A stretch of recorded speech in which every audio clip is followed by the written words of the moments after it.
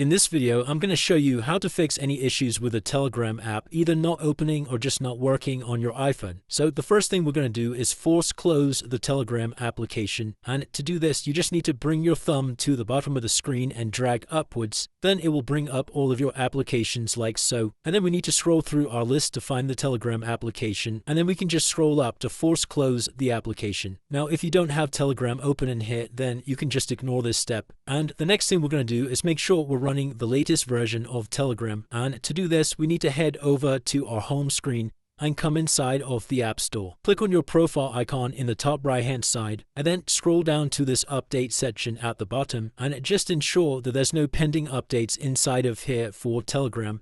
And if there is, I'd recommend going and installing them now. The next thing you need to do is head back over to the home screen. Come inside of Settings, scroll down to the General tab, click on Software Update, and once again just install any pending updates inside of here, as outdated software can cause conflicting issues with our apps. Now once you're fully up to date here, we can just come back out of this window. Inside of the General tab, we need to come down to iPhone storage, and at the top here you can see how much storage space my phone currently has left. Now at the moment I have 67 gigabytes left out of 128 gigabytes, so that's more than enough to use and download new apps. If you are unlimited on space here, then you should just go ahead and try and clear up some space by removing some photos or applications and then retrying to use the Telegram application. Inside of iPhone storage, we're then going to come all the way down to Telegram, and then what you need to do is select this Offload App button here. Click Offload App. Come back over to General, come back inside of Settings, and then we need to scroll all the way down to the bottom of the page to find the Telegram application. Click on Telegram inside of here and make sure you have the correct permissions to be using the app.